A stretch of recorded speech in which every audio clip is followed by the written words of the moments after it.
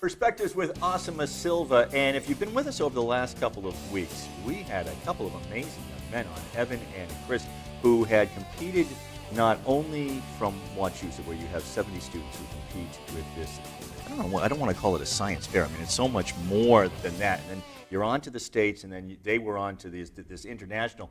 And the experiments that they were doing were just absolutely incredible. Well, we have Rianna with us today from Wachusett, and you also competed at the school level and at the state level. And when you're competing at the state level, as you told us, Asma, I mean, you know, over 400 young people that you're competing against, just amazing. And I know that the reason that you wanted to have Rianna on in part was so that we could get a woman's perspective. And I have to say that, you know, my own kids are about 10 years older than you are. And when they were going to school, there was still, and they went to the WPI science camp, there was still a huge push to get young ladies to be involved, to get young women to be involved in science. I think just in the 10, 15 years since my kids were at that WPI science camp, that has really started to change for the better. Oh yes, I mean the men to women ratio when I went to WPI was like 9 to 1. It's definitely much improved by this time. But Rianna, thank you for joining us today. This might be part of that right here. Yeah, this is one of the reasons why I wanted to have you on our show. But could you give us a little bit of information of what your project was, and then we'll dig deeper. So for my project, I tested how tangerine citric acid affects harvester ants to see if it could be used as a natural pesticide. So currently on the market, all that's available are tons of different chemical options that are hurting the environment. And so we're seeing this in so many different effects. Honeybees are dying, water's being polluted, causing fish to die, and so we're losing so many of our resources on the earth. And so I wanted to find a way to try to help this and to find a natural biochemical pesticide instead of the different dangerous chemicals that are available today. I have to tell you, I'm actually surprised to hear that we don't have a natural pesticide that is out there. Back up just for a minute and tell me about why harvester ants bad and they're attacking our tangerines. Is that? So harvester ants specifically, I chose them for my research because they're such an easy model organism to use in the ant species, and also because they're easily available.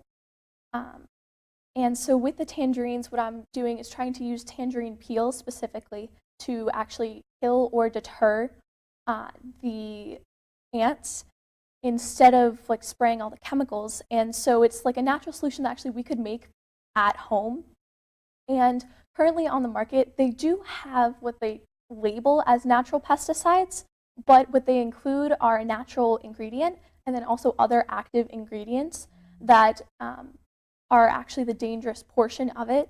And so for my project, I actually chose a natural ingredient, D-limonene, that's in some of these pesticides and tested it on its own versus with all of the other chemicals. And so I wanted to see just why it's not on the market alone.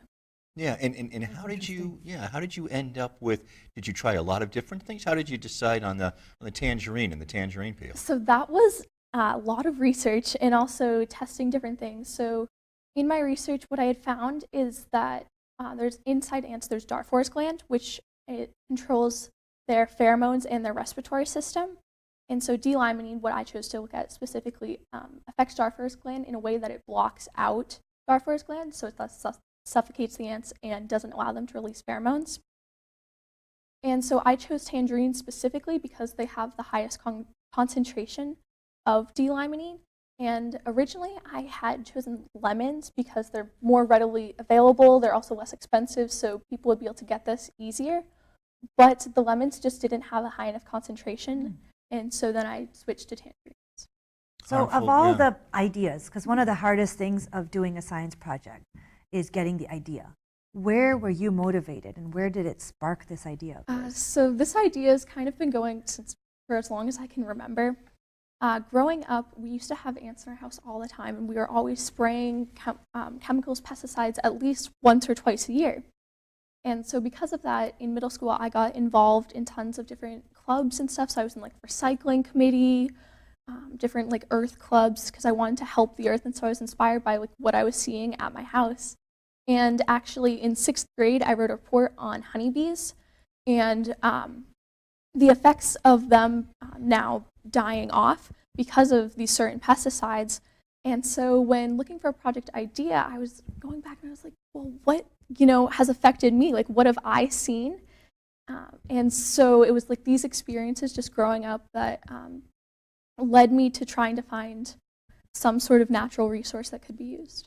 You said you did a lot of research. Yes. And where was this research conducted? Just online, or you were interviewing experts and professors and scientists? What exactly entailed your research? So my research was done online and through other scientific publications, through different things, books in the library.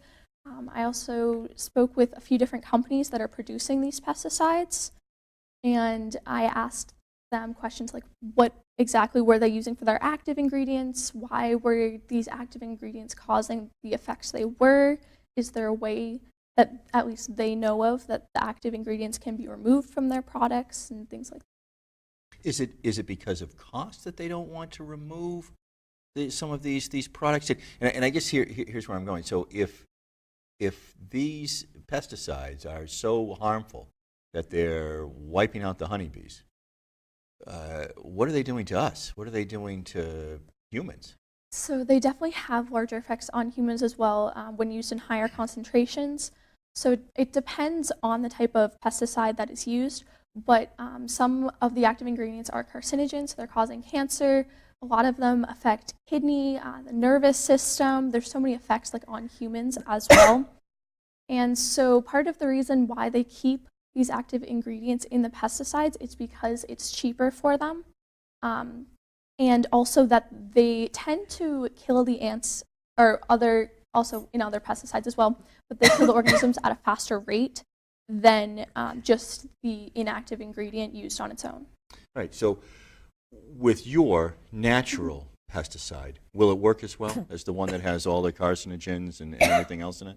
So my natural pesticide, it works just as well, although you won't see the results as fast, but it kills almost the same percentage of the ants as other pesticides that are on the market.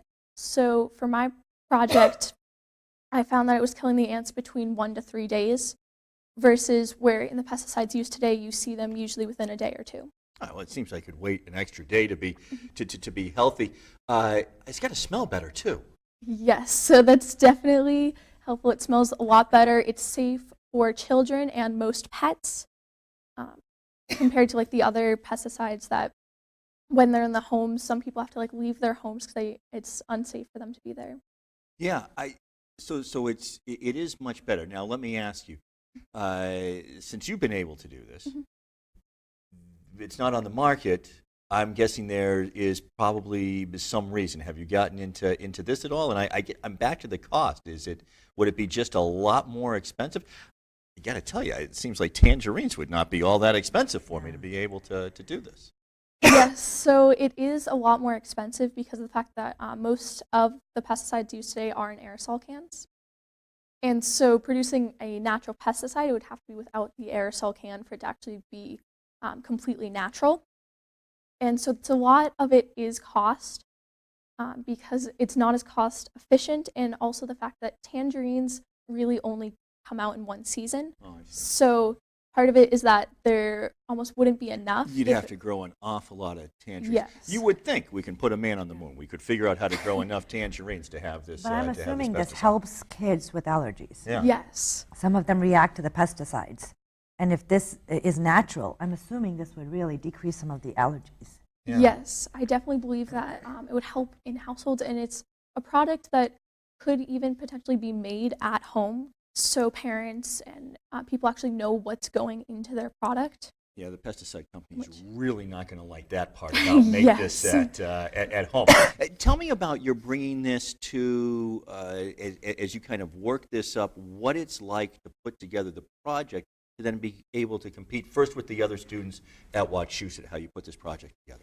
So my initial project just started off with tons of research, just anything I could find, because there's not much on pesticides specifically, because the companies that are doing the research kind of want to keep it to themselves so nobody else really knows of these effects that are happening. so that way their product is still being used and they're still making money. And so after doing research, I did my free trials to try to find, this was where I went between tangerines and lemons, find the best concentration that I should use for my solution. And then from there, I went into actually testing, which took about a month, maybe a month and a half. And so after that, it was just a lot of like gathering all of the data, making graphs, comparing it and seeing if this could actually be something used. And so at Science Fair, it's a completely different experience. So at our school fair, at least, it's a lot of the kids, like, see, I'm a part of science seminar at our school. And so we talk about our projects every week. So we've seen like these projects. Yeah. Right. And so a lot of it is projects that we know, and also the judges that come are also from around the area too. And so it's nice knowing that like all these people are here to see our projects, and competing against them is almost like kind of like a friendly rivalry. But in that regard, do you know then, I mean, have you already gotten feedback? I mean, have you gotten feedback from some of the potential judges, some of these scientist teachers who comes, I guess, on Tuesday nights and gives you this feedback of, not science fair worthy, and do you tweak your project accordingly? So I got feedback from science seminar advisors, specifically Mrs. Whitmore. And so the science seminar advisors aren't judges at the science fair for the reason that they're giving critiques on the projects. But it definitely helped me almost like shape my idea. She helped me gather all my ideas in one place. Right, and then obviously that this was something that you could compete. How then is the judging done? So from the 70 students that compete at Wachusett, how many then get to go on to states? So to move on, the top 12 from Wachusett move on to regional fair. And from regional fair, you have to place, and there's 4 categories of awards, first through 4th. And so I believe it's 60 students from regional fair move on to state fair. And so in regional fair, if you place in the top 5, that's where you can move on to international fair. Wow. Right. So very exciting. Congratulations for being able to move on to the state.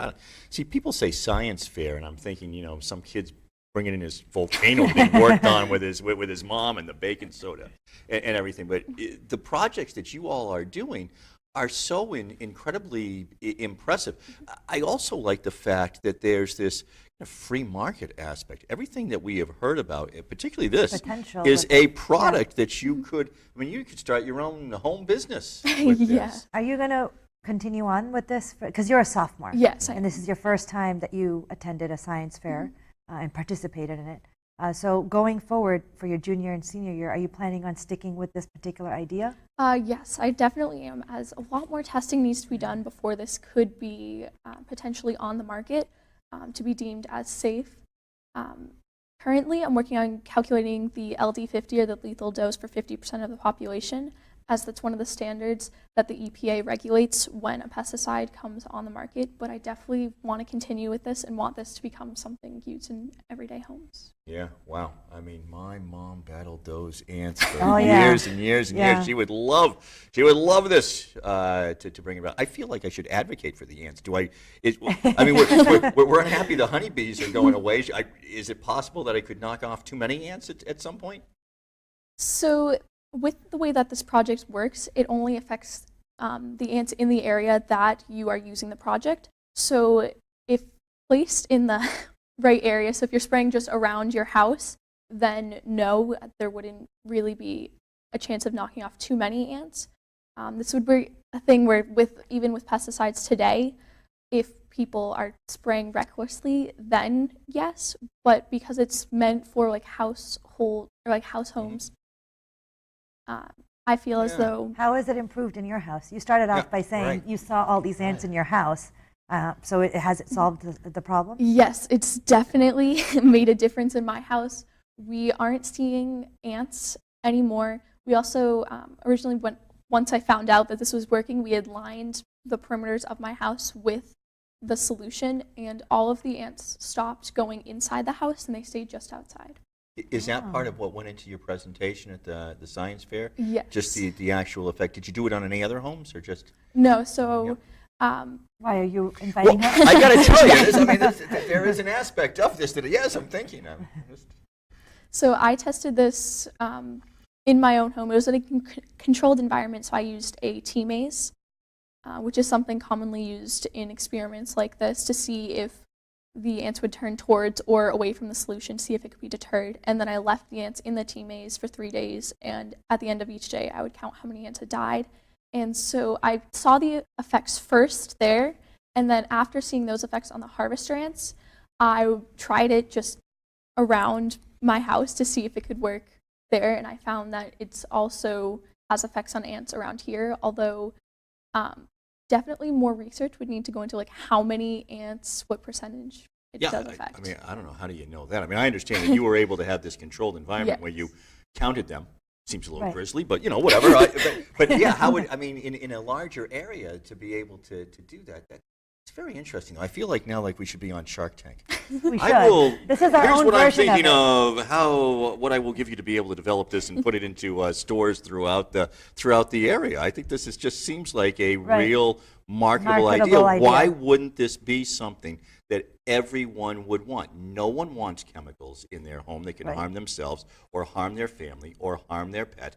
Everyone wants something natural. The fact that it smells nice is clearly a plus as well. Obviously, the fact that it works is essential to it. I mean, it's really a great idea. Now, let me ask, in science fair, so in entrepreneur fair, maybe that's a plus. In science fair, what are you sort of graded on, judged on? What's the criteria? Probably the fact that it's marketable doesn't come into it at all. Yes, so we are judged on our presentation skills and our explanation of our project. Also our idea. So a lot of people have great ideas, but they're not thorough enough, or they don't have enough experiments. So it's judged on how many tests you actually run, how much data you collect. We are also judged on our creativity. A lot of the experiments that you see are things that something similar has been done before, and so what our school specifically, they try to get us away from that, and so it's also harder in a way. And we're also judged on just our confidence, personality with the judges as well. Interesting. So what now that you've been through it and you go back again next year, you'll compete again next year, what did you see from the people at the state level who then went on to international that you say, oh, that's what I want to work on for next time?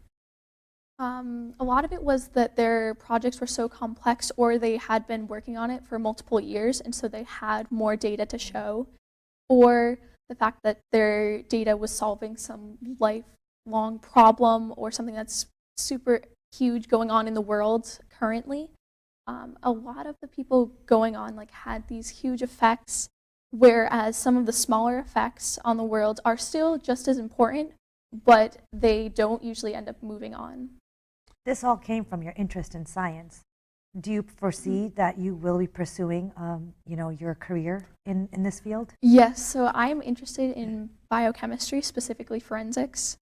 So I'm hoping at least... Forensics of ants. Yeah.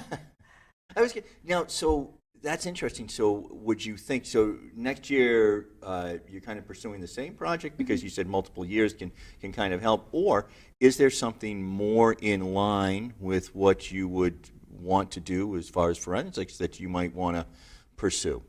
There's definitely stuff that I could pursue in forensics, but I believe this project, I've now, after working on it for a year, spending so many nights, it's almost like my brainchild. I love this project, so I feel like I definitely want to continue with this, and I love the biology field as well.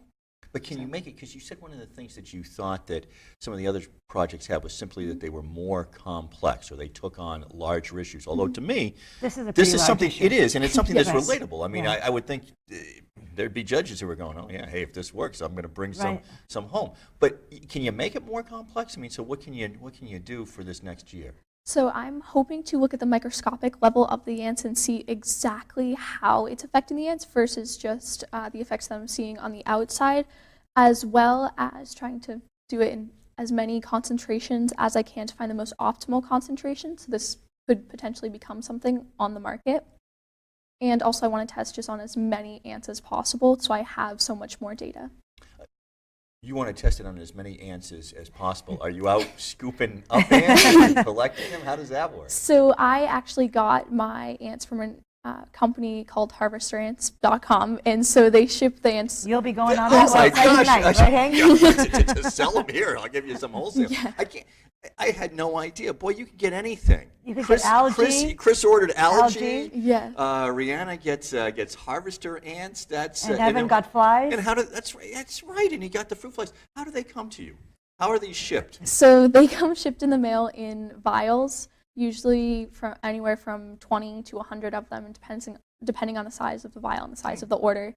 And they come in like just a little container containing all the vials. And so part of my experiment was figuring out how to get them from the vials into the mason jars where I was keeping them without losing any ants in my house. Well, now, if you introduced a different kind, I mean, this could be like a whole other experiment, but if you introduced these rogue harvester ants to the harvester ant population that is already in your home, what would they, I wonder how they would They assimilate. might have some wars. Or would there be some sort of ant war in your home? I mean, I'm off on a tangent here, so let's get let's get back to the experiment. This is really brilliant. So, what will you do? So you'll kind of continue then to quantify just how lethal the pesticide is, the all natural Yes. pesticide is. As well as I'd want to look forward to meeting some of the other requirements for this to become a natural pesticide. So some of that is also one of my main issues I've been struggling with is finding a way to keep this fresh because I don't want to put it in an aerosol can and add preservatives to it. Right. I want it to stay a natural product. Right. So that's also something I'm hoping to. What's it in right now? figure Just a out. spray bottle? Yes, right now it's just in a spray bottle. Yeah. Wow. It's really fascinating. Congratulations on this project. Thank you. So obviously you want to now go on to the international after Yes. after this. Who are the judges and what are the kinds of questions that they are asking you? You asked this of Chris and Evan. I mean, are there any questions that you sort of said, oh, geez, I didn't think of that. I wish it sort of stumped you maybe. So the judges are just really anyone in the science field. So because my project is such a specific, with a specific organism, it was hard to find judges that relate specifically to my project. At science fair, you usually sign up in a category and they'll try to find someone in your field or at least who would know something about it to give, to help them have a better understanding and help you have a better experience as well. And so a lot of my judges were just anyone in the biology field. So they ranged from nurses to a bunch of different like people who are in the field working with different organisms. And so the question that really was probably the hardest to answer was why ants? And not flies. Yeah. So why ants? Why I chose ants specifically. And so that kind of relates back just to my childhood because that's what I lived with growing up. Right. See, to me, because I mean, that's really to bring it full circle, that's where we started this conversation. To me, that's the easiest thing.